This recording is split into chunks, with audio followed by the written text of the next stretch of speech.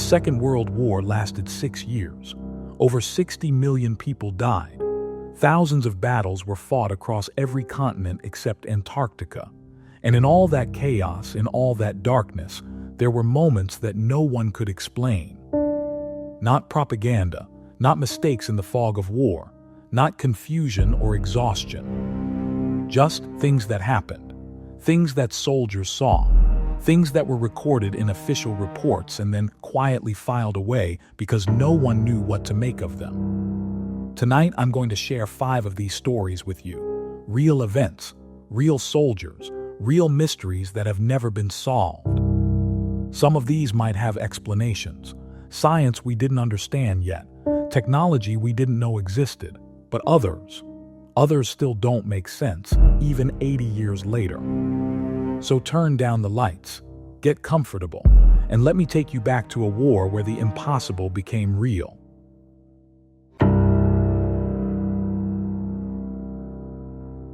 September 1944, the Huichin Forest, along the German-Belgian border. If you know anything about the Huichin Forest, you know it was hell. Dense woods, constant rain, German positions hidden everywhere. American soldiers called it the Green Hell, and it earned that name. Thousands of men died in those trees. But this story isn't about the battle itself. It's about what happened to a 12-man patrol from the 28th Infantry Division. The patrol leader was Staff Sergeant Michael Brennan, 32 years old, from Pennsylvania. He'd been through North Africa, Sicily, Normandy. He was experienced, careful, the kind of soldier who brought his men back alive. On September 18th, around 1600 hours, Brennan's patrol was ordered to scout a section of forest about 2 kilometers northeast of their position. Intelligence had reported German movement in the area. They needed to confirm it. Standard reconnaissance. They'd done it 100 times. Brennan's men moved out just before dusk. The plan was simple. Move through the forest, observe, report back by radio, return before dawn. The last radio contact came at 1847 hours. Brennan reported they were in position. No enemy contact. Visibility was poor due to fog, but nothing unusual. He said they'd continue observing and check in again in 1 hour. That check-in never came. At 1950 hours, the company radio men tried to raise them. No response. 2100 hours, nothing. By midnight, the company commander was concerned. By 300, he was worried. At first light, he sent out a search party. What they found, it didn't make sense. They found the patrol. All 12 men, sitting in a rough circle in a small clearing, about 800 meters from their last reported position. They were alive, physically unharmed. No wounds, no signs of combat. Their weapons were on the ground beside them, unfired. Their gear was intact. But they wouldn't speak. Not couldn't, wouldn't. The medic examined them, pupils reactive, heartbeat steady, no obvious trauma. But when the search party commander asked what happened, Brennan just stared at him. His mouth opened slightly like he was about to answer. Then he closed it, looked down. The other 11 men were the same. They were evacuated to a field hospital. The doctors found nothing physically wrong. No head injuries, no signs of gas exposure, no explanation. For 3 days, none of them spoke a word. Then, on the 4th day, one of the younger soldiers, Private First Class William Chen, started talking. Not to the doctors, not to the chaplain. He just started talking to the wall. He said they'd been moving through the forest when the fog got thicker, much thicker than normal.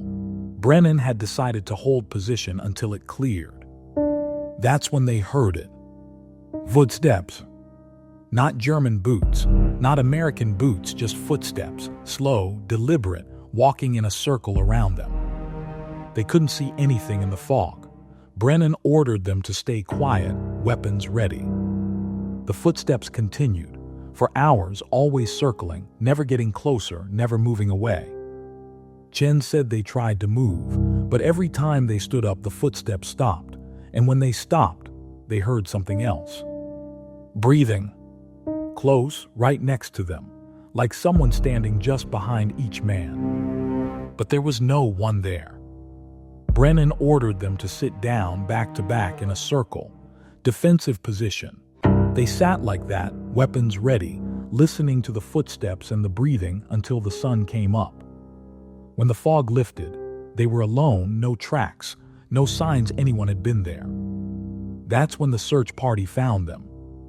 Chen told this story once, then he stopped talking again. A week later, he was transferred stateside for psychiatric evaluation.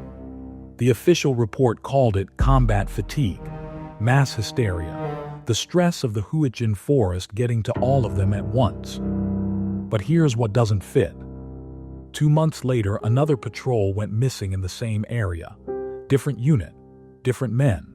They were found the next morning, sitting in a circle, unable or unwilling to speak. The army quietly stopped sending patrols into that section of forest. After the war, some of the men recovered enough to give statements. Most of them told the same story Chen did. Footsteps, breathing, hours of waiting in the fog. But one man, Corporal James Delacroix, said something different. He said that just before dawn, when the fog was starting to lift, he saw something. A figure standing at the edge of the clearing, tall, wearing what looked like a uniform but wrong somehow, old-fashioned, from another era. The figure was watching them. Delacroix said he tried to point it out to Brennan, but when he looked back, the figure was gone. No one ever explained what happened in that forest. The area was cleared of mines and unexploded ordnance after the war. Developers tried to build there in the 1970s. Workers reported hearing footsteps at night, feeling watched. 3 different construction crews refused to continue. The land is still empty today. Staff Sergeant Brennan came home after the war. He lived quietly in Pennsylvania until 1983. He never spoke publicly about what happened that night. But his daughter said that sometimes, late at night, her father would wake up and sit by the window, watching the tree line behind their house. Listening.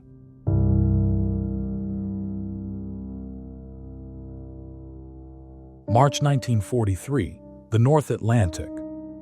The Battle of the Atlantic was at its worst. German U-boats were sinking Allied ships faster than they could be replaced.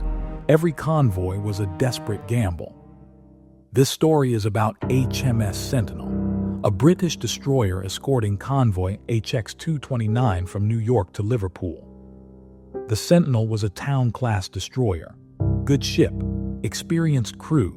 Her captain was Commander Robert Ashford, 41 years old, Royal Navy career officer. On the night of March 16th, the convoy was attacked by a wolf pack of U-boats. Chaos, ships burning, torpedoes in the water. The Sentinel and other escorts were dropping depth charges, trying to protect the convoy. Around 2:30 hours, the Sentinel's sonar operator picked up a contact. Submarine, moving slow, about 400 meters off their port bow. Ashford ordered the attack. They dropped a pattern of depth charges, good placement. The water erupted. Then silence. The sonar operator reported the contact was gone, either destroyed or running deep. Standard procedure was to wait, listen, see if the U-boat surfaced or if they needed another attack run. They waited. 10 minutes later, the sonar operator called out, "Contact, same position, same depth, not moving." That was strange. If the U-boat was damaged, it should be rising or sinking. If it was undamaged, it should be running. Ashford ordered another attack, more depth charges. Again, the contact disappeared. Again, it came back 10 minutes later, same spot, same depth. By now, Ashford was confused. This didn't match any U-boat behavior they'd seen before. He ordered a third attack. This time they saw debris surface, oil slick, pieces of metal. It looked like a kill. The Sentinel's crew was watching the oil slick spread when the lookout shouted, Submarine surfacing, 200 meters off the starboard side. Everyone turned, and they saw it. A submarine breaking the surface. But something was wrong. The design was wrong. The conning tower was too tall, too narrow. The hull shape was strange, old-fashioned. And there was no flag, no markings, just gray metal covered in what looked like rust or corrosion. Ashford grabbed his binoculars. He could see the submarine clearly now in the moonlight. The conning tower hatch was open. A figure emerged, then another, 3 men total. They stood on the deck looking toward the sentinel. Ashford ordered the signal lamp, standard identification challenge. No response. He ordered it again. The figures on the submarine didn't move, just stood there, watching. One of the Sentinel's officers, Lieutenant Graham, said later that he got a good look at them through the binoculars. He said they were wearing uniforms, but not German, not British, not American. Something older, wrong. He said their faces looked pale, too pale, like they hadn't seen sun in years. Ashford was about to order a warning shot when the submarine started to sink. Not dive, sink. It went down slowly, straight down, like it was being pulled under. The 3 figures stayed on deck, still watching the Sentinel until the water closed over them. In less than a minute, the submarine was gone. The sonar operator called out, "Contact, 400 meters off the port bow, same depth as before." Same spot where they dropped the first depth charges. Ashford ordered the helmsman to bring them around. They reached the position, nothing on the surface, just the oil slick from the debris. But the sonar contact was still there, sitting still, not moving. Lieutenant Graham asked permission to speak. He said they should leave. His voice was shaking. Ashford, according to the ship's log, stood silent for nearly a minute.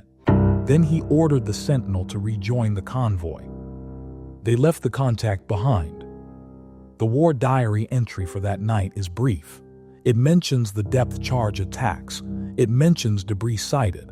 It lists 1 probable U-boat kill. It doesn't mention the submarine that surfaced.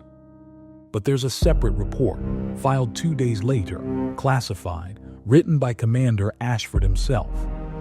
The report was declassified in 1998. In it, Ashford describes what they saw. He notes that the submarine's design didn't match any known German, British, Italian, or American vessel. He notes the odd behavior, the figures on deck. He also notes something else. After the submarine sank, he ordered the ship's photographer to develop the photos taken during the engagement. Standard procedure, documentation for the kill claim. 3 photos showed the submarine on the surface. Ashford wrote that in all 3 photos, the submarine was visible, clear, detailed. But the figures on deck didn't appear. The deck was empty in the photographs.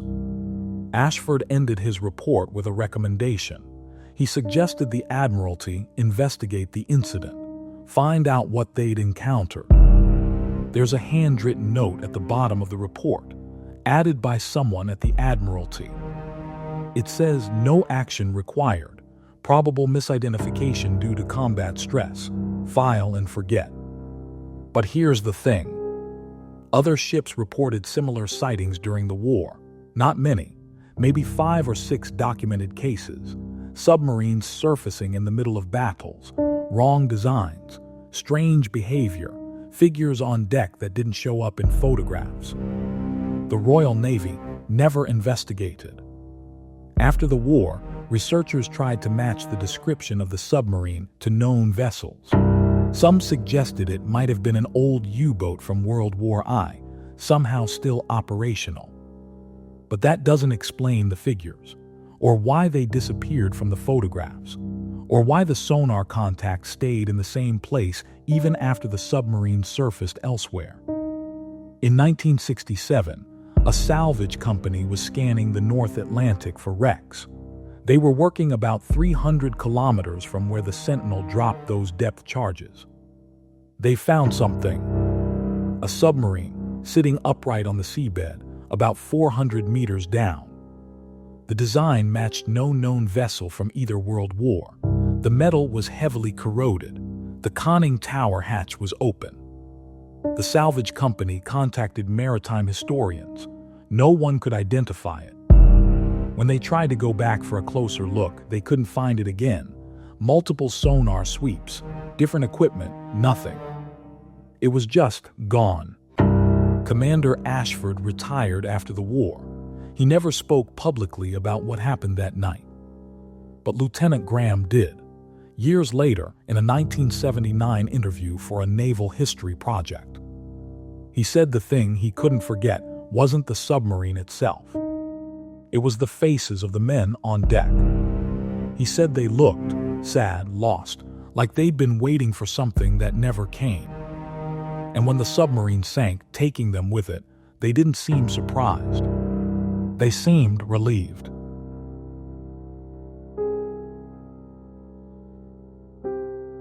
December 1944, the Philippine Islands. The Americans were pushing north, island by island, toward Japan. Every piece of land was contested, every hill paid for in blood. This story takes place on a small island called Mindoro. Strategic position. The Americans needed it for air bases. The invasion began on December 15th. The Japanese fought hard but were slowly pushed back into the jungle interior. By December 20th, the fighting had settled into a pattern. American forces controlled the coast and lowlands. Japanese forces held the mountains. Small patrols from both sides probing, looking for weakness. The Americans set up a signal station on the western coast. Standard setup, big radio equipment, small garrison. Their job was to maintain communication with the fleet and coordinate air support. The station was commanded by Captain Raymond Torres, 34 years old, from Texas, Signals Corps. He had 8 men with him, all experienced radio operators. On the night of December 22nd, around 2200 hours, one of the operators picked up a transmission. It was in English. That wasn't unusual. Allied forces were all over the Pacific, but this transmission wasn't using any of their assigned frequencies, and it wasn't following proper call sign procedures. The operator, Sergeant Paul McKinley, listened for a minute. Then he called Torres over. The transmission was weak, lots of static, but the voice was clear enough. A man, American accent, speaking slowly, calmly. He was asking for help. Torres told McKinley to respond, try to identify the sender, find out their location. McKinley sent the standard reply, requested identification. The transmission stopped. Then, after maybe 10 seconds of silence, it came back. The voice said, "This is Second Lieutenant David Marsh, serial number 0432167. I need immediate assistance." Torres grabbed the logbook, had McKinley write down everything. Then he responded. Asked for Marsh's unit, his position, what kind of assistance he needed. There was another pause, longer this time, maybe 30 seconds. Then Marsh's voice came back. He said his unit had been cut off during a patrol 3 days ago. They'd taken casualties. Japanese forces were closing in. He needed rescue or reinforcement, immediately. Torres asked for his coordinates. The response came, grid reference, and then numbers clear, precise. Torres checked the map. The coordinates put Marsh and his men about 15 kilometers inland, deep in Japanese-held territory, rough terrain. Torres asked how many men he had, how many wounded. Marsh said, 7 men, 3 wounded. We can hold our position until dawn. After that, I don't know. Torres told him to maintain radio contact. Help was coming. Then he called the battalion headquarters, reported the situation, requested a rescue mission. The headquarters duty officer said they'd prepare a relief force. First light, too dangerous at night. Torres went back to the radio, told Marsh help would arrive at dawn, told him to stay hidden. conserve ammunition. Marsh acknowledged, his voice still calm, too calm for someone surrounded by enemy forces. Then he said something strange. He said, "It's very quiet here. No sound at all, just the rain. It's been raining for 3 days." Tors looked out the window. Clear night, stars, no rain, hadn't rained in over a week. He asked Marsh to confirm, was it raining at his position? Marsh said, "Yes, constant, everything is wet, makes it hard to see." Tors checked the weather reports. No rain in that area, nothing on radar. He didn't mention this to Marsh, just told him to hold on until dawn. The transmission continued on and off through the night.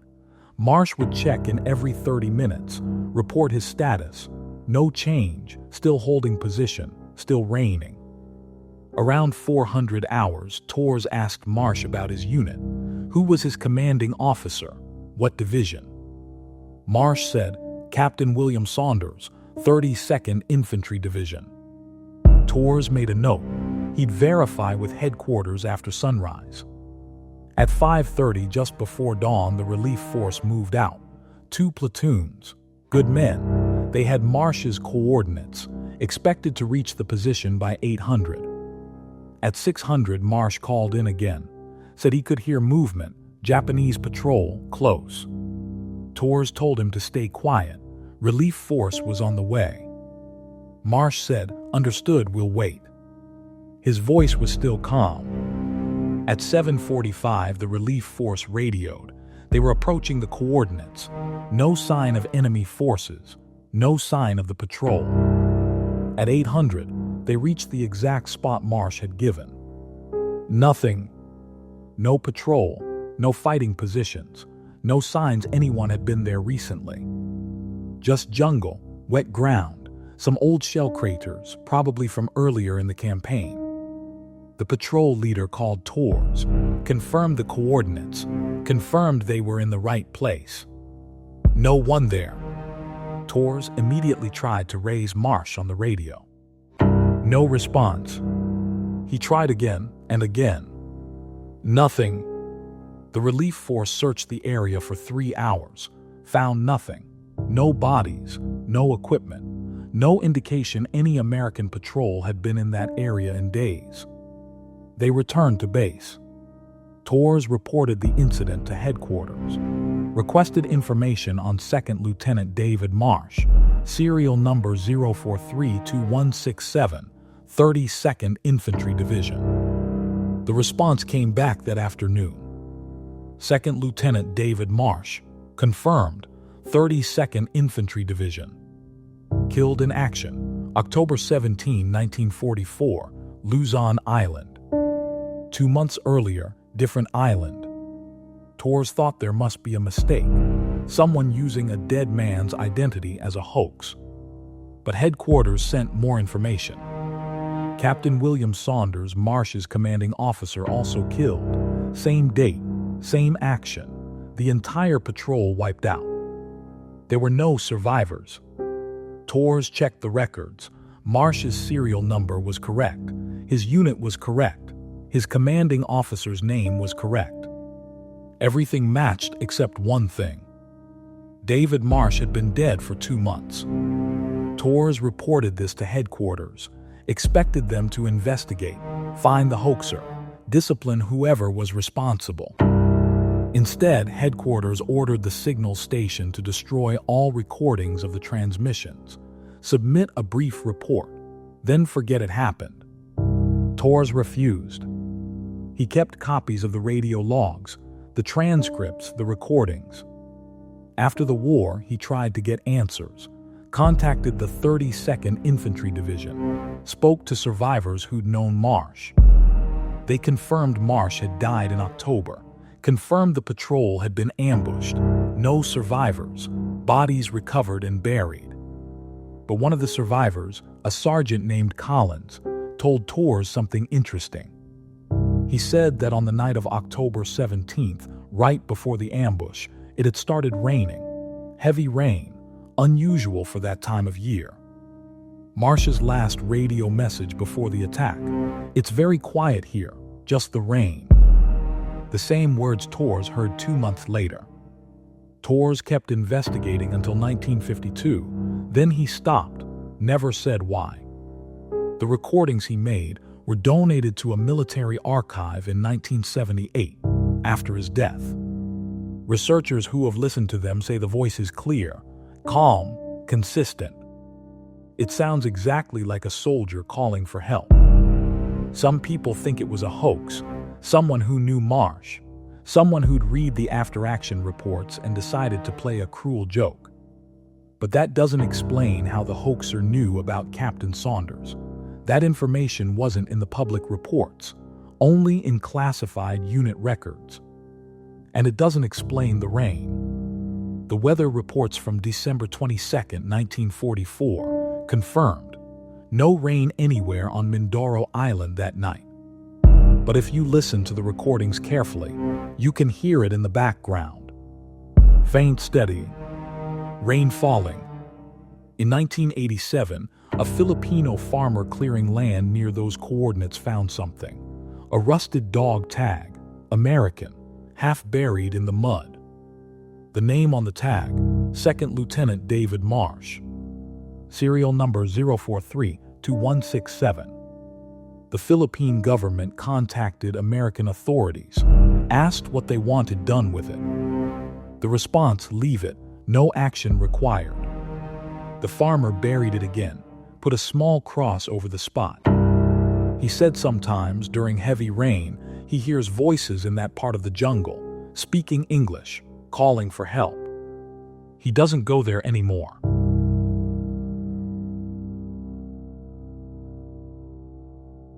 April 1945, Germany, the war is almost over. American and British forces are pushing from the west, Soviet forces from the east. The Third Reich is collapsing. This story takes place in the Harz Mountains, central Germany, heavily forested, remote, full of caves and old mines. The Nazis had built facilities there, underground factories, weapons production, places they thought were hidden from Allied bombers. An American intelligence unit, part of the 9th Army, was tasked with finding and securing these sites, make sure nothing dangerous was left behind. The unit was led by Captain James Whitmore, 38 years old, from Massachusetts. He had 6 men with him, all trained in demolitions and site security. On April 12th, they were investigating a location identified by aerial reconnaissance. A valley, heavily wooded, with what looked like bunker entrances in the hillside. They arrived mid-morning. The area seemed deserted.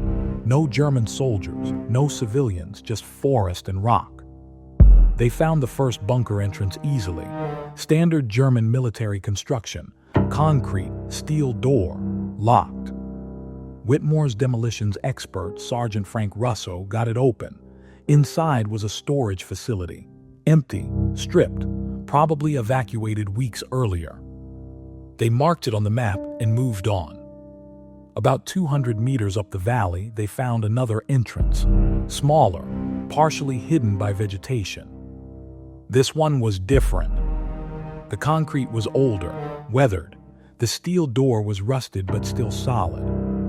Russo examined it, said the construction looked different, not standard Wehrmacht engineering. Older, pre-war maybe. Whitmore ordered him to open it. The door resisted. The hinges were seized with rust. It took nearly 30 minutes and 2 small charges before it finally swung open. Inside was darkness. They had flashlights, standard army issue, bright. But when they shined them inside, the beams seemed to fade. Like the darkness was thicker somehow. Whitmore didn't like it. Something felt wrong, but they had orders. Investigate every structure, secure every site. They went in. The entrance tunnel was about 20 meters long. Concrete walls, rough floor. Their footsteps echoed strangely, too loud, too hollow. The tunnel opened into a chamber, square, maybe 6 meters per side. Empty except for a few pieces of old furniture, a table, some chairs, rotted and falling apart. There were 2 more doors, one on the left wall, one straight ahead. Whitmore split his team. 3 men check the left door. 3 men stay with him and check the forward door. Sergeant Russo went left. Whitmore went forward. Whitmore's door led to another tunnel, longer this time, sloping down. The air was cold, getting colder as they descended.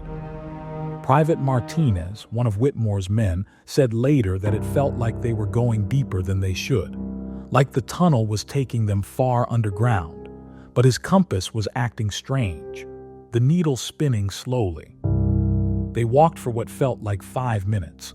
Then the tunnel opened into another chamber. This one was different. The walls were lined with metal panels, not steel, something else, dark, tarnished. There were symbols etched into them, not German, not any language Whitmore recognized.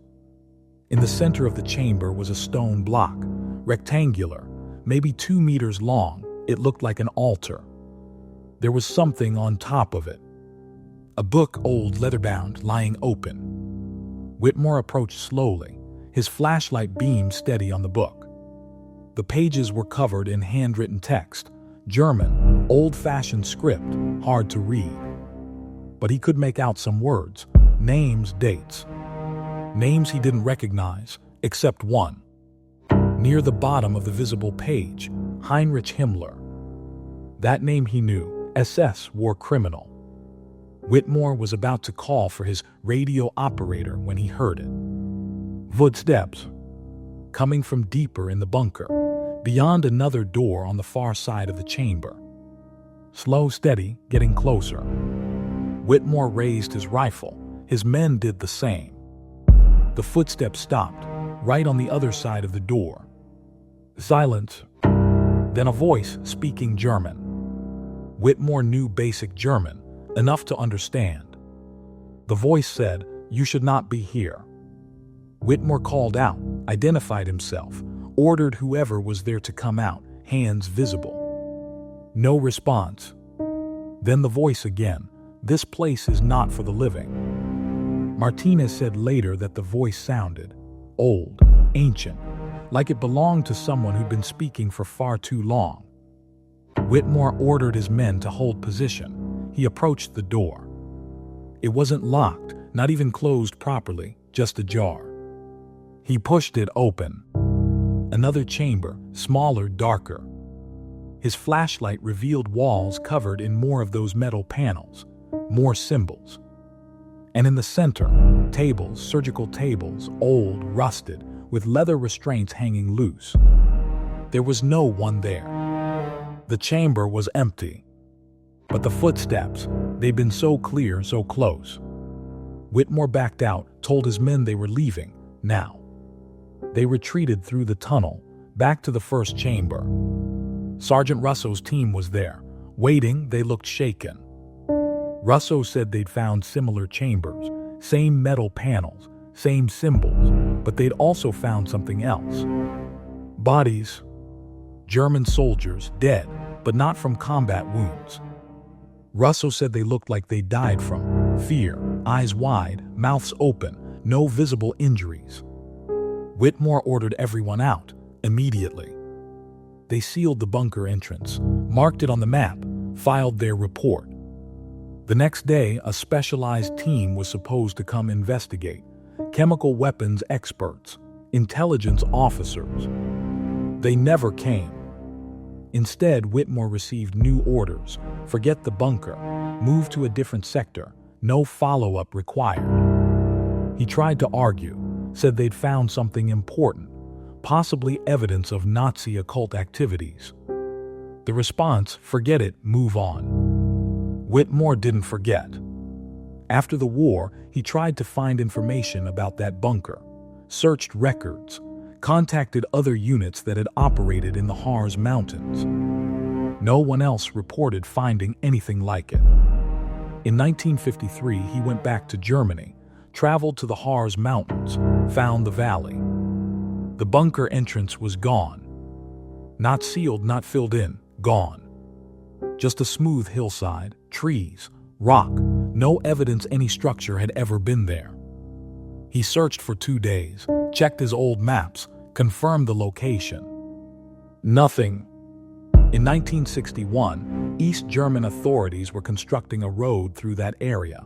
Workers reported strange sounds underground, machinery noises, voices speaking Old German. The construction was halted, the route changed. Official explanation: unstable ground, risk of collapse. But one of the workers, who defected to West Germany in 1973, told a different story. He said they'd broken through into a tunnel, old, concrete, leading down into the mountain. The foreman ordered them to check it out. They went down about 50 meters, found a chamber with metal panels on the walls, symbols they didn't recognize. And on a stone block in the center, a book, open, like someone had just been reading it. The foreman ordered everyone out, called the authorities. When officials arrived, they went down into the tunnel. They came back up 30 minutes later, pale, shaking. They ordered the tunnel sealed. Immediately, concrete, tons of it, filled in the entire thing. No explanation given. The worker said the foreman never spoke about what he saw down there, but for weeks afterward, he would wake up screaming.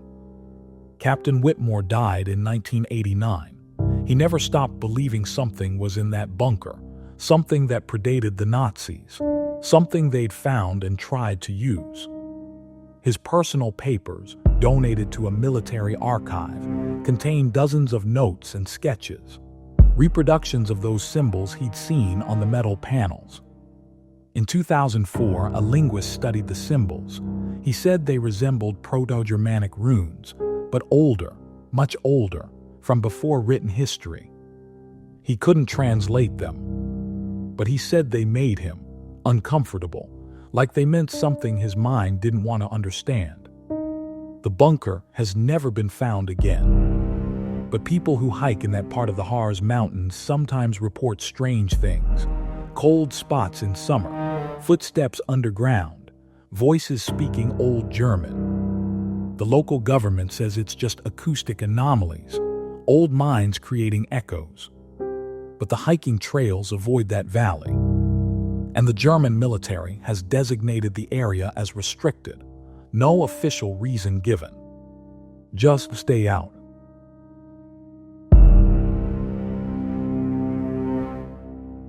August 1945, the Pacific Theater. The war is ending. Japan is on the brink of surrender, but fighting continues. Islands are still contested, ships still patrol. This story is about the USNS Mercy, a hospital ship, clearly marked with red crosses, protected under the Geneva Convention. The Mercy was stationed near Okinawa, treating wounded from the final battles of the war. On August 11th, the ship received a distress call. Another hospital ship, the USNS Solace, had reported mechanical problems, engine failure, drifting. They needed assistance. The Mercy's captain, Commander Paul Henderson, ordered a change of course. They'd rendezvous with the Solace, provide support. Standard procedure. The coordinates put the Solace about 80 kilometers northeast. Open ocean. No combat operations in that area. They reached the position at 1400 hours. Nothing. No ship, no debris, no sign of the Solace. Henderson ordered a search pattern. Maybe the Solace had drifted. They searched for 3 hours, found nothing. Henderson radioed headquarters, reported the Solace as missing, requested additional search vessels. The response confused him. Headquarters said, no ship designated USNS Solace is currently deployed in the Pacific Theater. Henderson checked his records. The distress call was clear. USNS Solace, correct call sign, correct frequency. He radioed back, confirmed. Headquarters repeated, no such ship exists in our registry. Henderson was about to argue when the lookout shouted. Ship sighted 10 kilometers, bearing 45. Henderson grabbed his binoculars. There it was, a ship, hospital ship, white hull, red crosses clearly visible. The Mercy changed course, approached. As they got closer, Henderson could see details. The ship was old, older design, but well-maintained. The red crosses were bright, fresh paint. He tried to raise them on the radio. No response. They pulled alongside, maybe 100 meters away. The ship was the right size for a hospital ship, but the design was from an earlier era, World War I maybe. Henderson ordered the signal lamp, standard identification request. No response. The ship just sat there, engines running. He could see smoke from the stacks, but no movement on deck, no crew visible. Henderson's executive officer, Lieutenant Commander Sarah Walsh, was looking through binoculars. She said, "Sir, I can see the name on the bow." Henderson looked. USS Solace. Not USNS. USS, different designation from a different era. And below the name, a date. Henderson checked his reference books. There had been a USS Solace in World War I hospital ship, served in the Atlantic. Decommissioned in 1920. This couldn't be the same ship, had to be a coincidence. Same name, different vessel. But the design matched, exactly. Walsh said, "Sir, should we send a boarding party?" Henderson hesitated. Something felt wrong.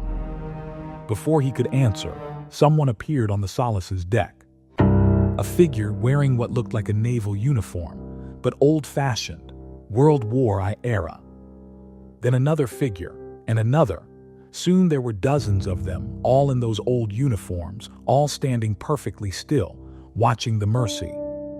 Henderson called out through the megaphone, identified himself, requested they identify themselves. No response. The figures just stood there, watching. Walsh pointed, "Sir, look at their faces." Henderson raised his binoculars again. The faces were wrong, too pale, features too sharp, eyes too dark. And they weren't moving, not at all, not even breathing. Henderson felt his blood go cold. He ordered the helmsman, "All back full now." The Mercy's engines reversed. They started pulling away. The figures on the Solace didn't move, just watched. When the Mercy had put 500 meters between them, Henderson looked back. The Solace was turning, slowly, pointing away from them. Then it started moving, building speed, heading west, away from Okinawa, out into the open Pacific. Henderson ordered pursuit. The helmsman hesitated, then followed orders. The Mercy turned, followed. For 15 minutes they chased the Solace, but the old ship was faster than it should be, much faster. Henderson watched it pull away, the white hull getting smaller, the red crosses fading. Then about 3 kilometers ahead, the Solace began to fade. Not sink, not turn away, just fade, like a mirage disappearing. In less than a minute, it was gone. Henderson ordered all stop. They sat there for 30 minutes, waiting, watching. Nothing. He ordered a search of the area. They found nothing. No debris, no oil slick, no evidence any ship had been there. Henderson filed a report, described everything they'd seen. The response came 2 days later. Official explanation: mass hallucination, heat exhaustion, the stress of the final days of the war. No investigation required. But Henderson kept copies of everything. The radio logs, the photographs taken by the ship's photographer. 3 photos showed a ship in the distance, white hull, red crosses. But when the photos were examined closely, the ship looked transparent, like you could see the ocean through it.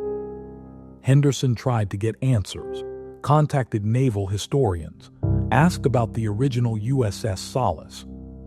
They confirmed USS Solace, hospital ship, World War I, served in the Atlantic, decommissioned in 1920, scrapped in 1922. But there was one strange note in the records. The Solace had disappeared for 2 days in October 1918. During the Spanish flu pandemic, radio contact lost, search launched. When they found her, she was drifting, engines running, no crew on deck. When the boarding party went aboard, they found the crew below decks, all of them healthy, alive. But they had no memory of the previous 2 days. They remembered being on duty treating patients. Then, nothing, like time had skipped. The Navy investigated, found no explanation, chalked it up to fluoridated delirium. The Solace returned to service, operated normally until decommissioning. Henderson died in 1979. He never spoke publicly about what he saw. But Lieutenant Commander Walsh did, in a 1992 interview for a naval journal. She said the thing that stayed with her wasn't the ship itself. It was the faces of those figures on deck. She said they looked lost, like they didn't know where they were or when. She said one of them, a young man at the bow, seemed to be looking right at her. His mouth moved, like he was trying to say something. She couldn't hear anything, they were too far away. But she thought she could read his lips. He was saying, "Help us." Over and over. "Help us." In 2007, a research vessel conducting a marine survey near those coordinates detected something on sonar. A large object, about the right size for a ship, sitting on the ocean floor, about 1,200 meters down. They sent down a remote camera. The footage showed a shipwreck, well preserved, white hull, the paint still visible despite decades underwater. And on the bow, a name. USS Solace. The research team contacted naval authorities, asked if they wanted to investigate. The response, no action required, moved to a different survey area. The footage was classified. In 2019, someone leaked a single frame from that footage online. It showed the bow of a ship, white paint, red cross clearly visible. And below the nameplate, a date. The image was taken down within hours. Official explanation, hoax, fake. But people who saw it, who really looked at it, noticed something else. On the deck of the wreck, near the bow, there was something. A figure, humanoid, standing perfectly still. Looking up. Toward the camera. Closing 120, 00-122, 00. 5 stories, 5 mysteries that were never solved. A patrol that walked into silence and came back changed. A submarine that surfaced in the wrong place in the wrong time. A radio message from a dead man calling for help. A bunker that shouldn't exist, holding secrets too old to understand. And a hospital ship that came back from the past, crewed by men who didn't know they were lost. These aren't ghost stories. They're not folklore. They're documented incidents, filed in military archives, witnessed by trained soldiers and sailors. The official explanations call them mistakes, hallucinations, combat stress. Maybe they're right. Or maybe, in the chaos of war, when millions of people are dying, when the world is tearing itself apart, maybe the barriers between what should be and what has become a little thinner. Maybe some things slip through. And maybe, just maybe, they're still out there, in forests and oceans and mountains, waiting, watching. Still asking for help that never came. Which story scared you the most? Leave a comment below and subscribe for more real horror stories.